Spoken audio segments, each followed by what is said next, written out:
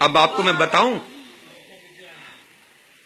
علی کی بیٹی کی علمی حیثیت کیا ہے. شہزادی عالیہ نے نہیں، پہلے وہ علامہ کے سوال ان کی جو خواہش ہے اس پہ بات ہوگی، لیکن جب شہزادی کے حوالے سے صرف آپ کو تعارف کرا رہا ہوں. تاریخ اسلام میں، تاریخ الحدیث میں یہ چیزیں درج ہیں.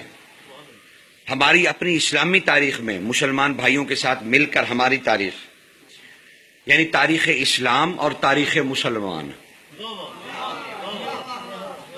یہ دو تاریخیں میں نے کیوں کہیں کہ ایک تاریخ اسلام ہے، ایک تاریخ مسلمان ہے. اس کا بڑا فرق ہے. تاریخ مسلمان یہ ہے کہ جب بادشاہوں پہ برا وقت آیا تو انہوں نے اپنی بادشاہی بچانے کے لیے اسلام کو اپنے آگے کر دیا اور اسلام کے پیچھے چھپ گئے. اور تاریخ اسلام کیا ہے سرکار؟ تاریخ اسلام یہ ہے کہ جب اسلام پہ برا وقت آیا، محمد و آل محمد نے اسلام کو جلدی سے پکڑ کے اپنے پیچھے چھپا لیا اور خود آگے ہوگا.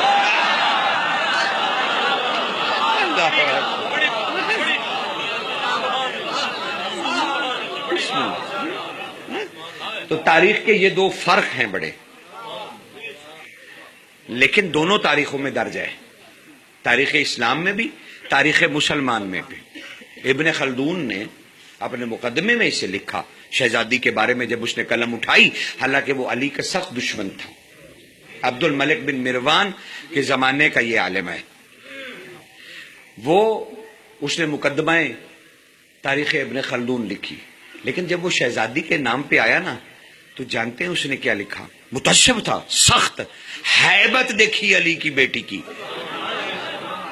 جو علی کے خلاف قلم اٹھاتا ہے اس کا قلم لرزنے لگا اور کہنے لگا شہزادی عالیہ عقیلۃ القریش ہیں. اور سب سے پہلے ابن خلدون نے یہ پردہ اٹھایا کہ عقیلہ عقل مند خاتون کو نہیں کہتے. عقیلہ کا عربی لغہ میں ایک اور معنی بھی ہے جو اس پر حاوی ہے عقل مند پہ، اور وہ ہے کردار کے معنوں میں آتا ہے عقیلہ. وہ کہتا ہے جس کا نام ہی کردار بنی ہاشم ہو.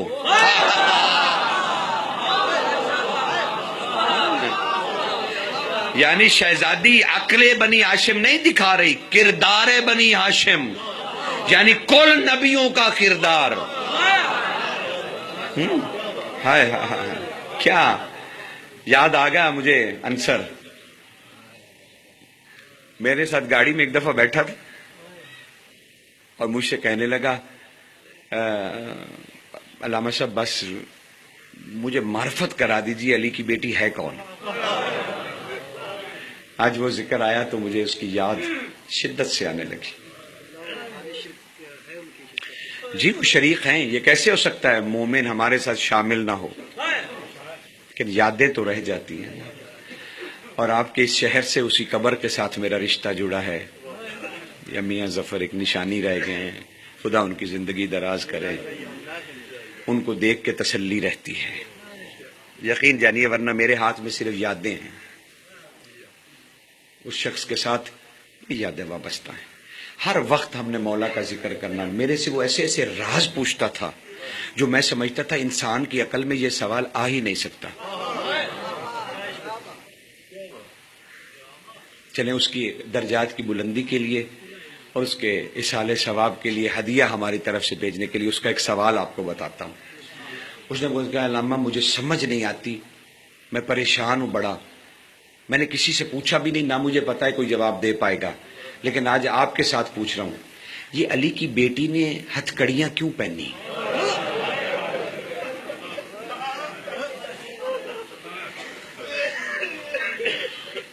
اچھا ہم دونوں جب سفر کرتے تھے تو ایسا ہوتا تھا کہ ہم لوگ کہیں کہیں جہاں دل کیا ارادہ کیا سڑک پہ ہی گاڑی کھڑی کر لیتے تھے اور سب کو باہر نکال دیتے تھے اور ہم دونوں گاڑی میں بیٹھے رہتے تھے.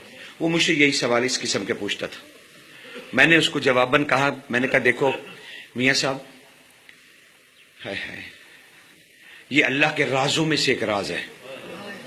اور میاں صاحب اس وقت ہم دونوں اکیلے نہ ہوتے میں آپ کو کبھی زندگی بھر یہ لفظ میرے منہ پر نہ آتے. میں تمہیں بتا نہیں سکتا کہ یہ ہے کیا بات، لیکن آج تمہیں اس کے روح کی درجات کی بلندی اور معصومین کے ساتھ قرب کے لیے اس کو یہ ہم سب کی طرف سے ہدیہ ہے، اس کی بتائی ہوئی وہ راز کی بات۔ میں نے کہا میاں صاحب 11 محرم کا جب سورج چڑھا نا تو 2 چیزیں بڑی اہم ہیں، یاد رکھیے گا، 2 چیزیں بہت اہم ہیں۔ ایک تو جو ہی سورج نے اپنا سر نکالا، امام سجاد کھڑے ہوئے اور سورج کی طرف دیکھ کے کہنے لگے والشمس کورت۔ اللہ نے آیت بھیجی ہے نا، ہم جب قیامت آنے والی ہوگی ہم سورج کو اندھا کر دیں گے، اور امام نے یہ 11 محرم کو سورج کے طلوع ہوتے ہی یہ آیت پڑھی کہ ہم سورج کو اندھا کر دیں گے، اور سرکار نے اپنا ہاتھ بلند کیا سورج کی طرف اور کہا کورت، اندھے ہو جاؤ۔ اب سورج کا اندھا ہونے کا مطلب یہ ہے کہ چمکتا رہتا ہے لیکن انسانوں کو صحیح نظر نہیں آتا۔ یہ مولا نے کیوں کہا؟ کیونکہ بے ردا ہو چکی تھی علی کی بیٹی۔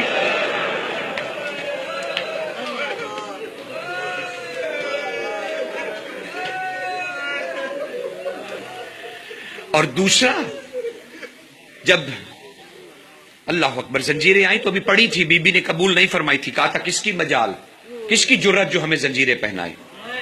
اتنے میں سجاد آگے بڑھے، غور سے سننا، معرفت کی بات ہے اور اسرار کی بات ہے اور راز الہی ہے، اگر توجہ ادھر ادھر ہوگی تو میرا جملہ آپ کو سمجھ نہیں آئے گا اور میں دہراؤں گا نہیں، یہ شرط ہے، تب تمہیں سناتا ہوں۔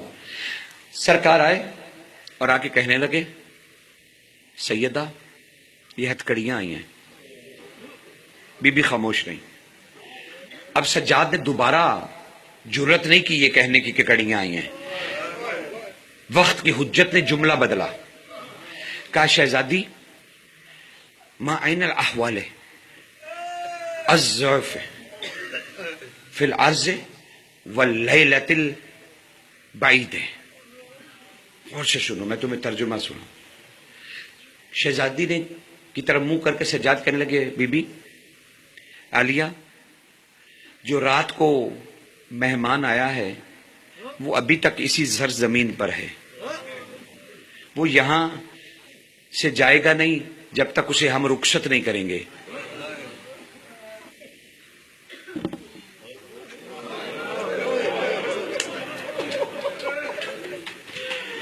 یہ شام غریبہ سے وہ جائے گا نہیں۔ تاریخ نے تمہیں صرف اتنا ہی بتایا کوئی گھوڑے پہ آیا اور کہا میں علی ہوں۔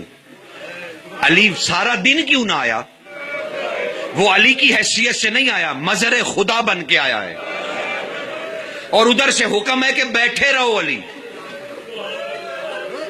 اور حجت خدا کہہ رہی ہے شہزادی جو رات کا مہمان ہے اسے رخصت کیسے کریں؟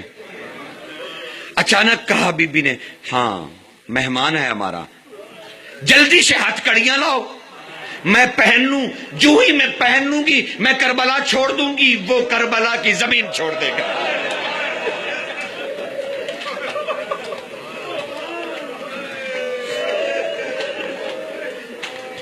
سمجھ رہے ہیں؟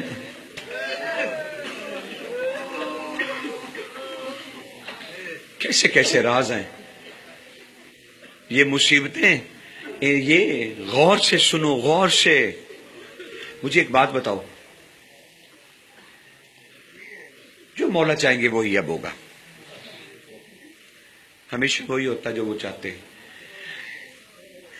یقین جانو میں تم سے زیادہ غم میں ڈوبا ہوا ہوں، لیکن کیونکہ مجھے تمہیں سب کچھ سنانا ہے تو میں تم سے زیادہ ہمت میں بیٹھا ہوں۔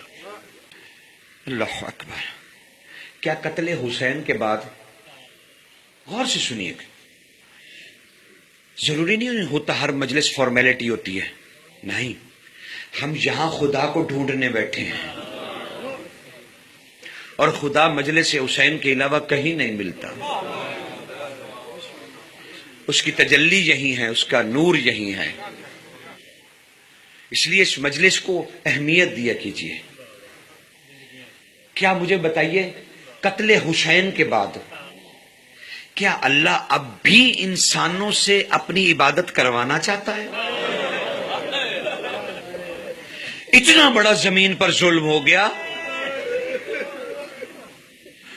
محمد مصطفیٰ کون تھا؟ اس کا محبوب. اس مخلوق نے اس کے محبوب کے لباس تک لوٹ لیے. کہ اب بھی راضی ہے؟ اتنا شوق ہے اسے خدائی کا کہ قتل حسین کے بعد بھی خدائی کرنا چاہتا ہے. نہیں، اسے کوئی شوق نہیں، کیونکہ امام سجاد خود فرماتے ہیں اور صادق آل محمد نے بھی اس کی شرح فرمائی، کہا سخت ناراض ہو چکا تھا اپنی مخلوق سے، قریب تھا کہ شام غریبہ میں عذاب نازل کر دیتا، کہ خیمے سے نکلنے والا امام اپنے بچوں کو اکٹھا کرنے کی بجائے سیدھا گرم ریت پر سجدے میں گر پڑا، اور جب سجدے میں گر پڑا تو کہنے لگا ابھی تیرا ایک عبد ہے